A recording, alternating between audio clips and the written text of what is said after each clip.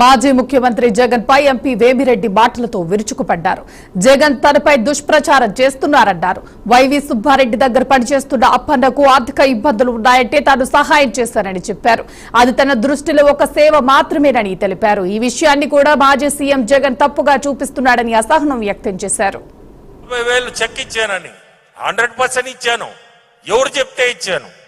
అది కూడా ఒక సేవ కింద. నాది సేవా భావంతో జరుగుబాటు లేదు అంటే ఈ రోజు కూడా ఇంకా చెప్పాలంటే చాలా మందికి ఇచ్చుండ. అట్లా ఒక్కడికే కాదు, చాలా మందికి ఇచ్చుండ. అతని ఆత్మకే అది ఆయన ఒకసారి ఆలోచించుకోవాలా. ఆయన చెప్పిన మాట ఎవరు చెప్తే ఇచ్చాను, అట్లా ఎంతో మందికి ఇచ్చుండ.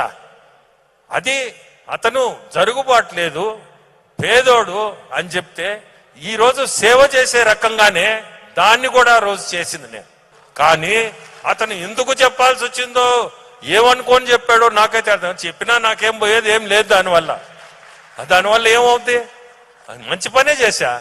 నిన్న మీరందరూ ఇనుంటారు ప్రెస్ మీటు. జగన్మోహన్ రెడ్డి ఏం మాట్లాడాడంటే, జస్ట్ అకేషన్ వచ్చింది కాబట్టి చెప్తుండా తెలియాల.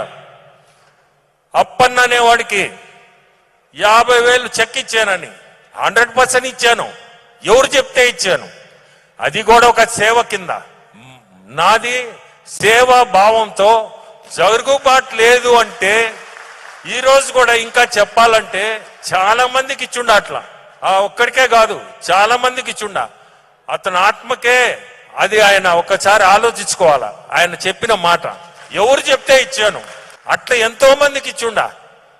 అది అతను జరుగుబాటు లేదు, పేదోడు అని చెప్తే ఈ రోజు సేవ చేసే రకంగానే దాన్ని కూడా రోజు చేసింది నేను.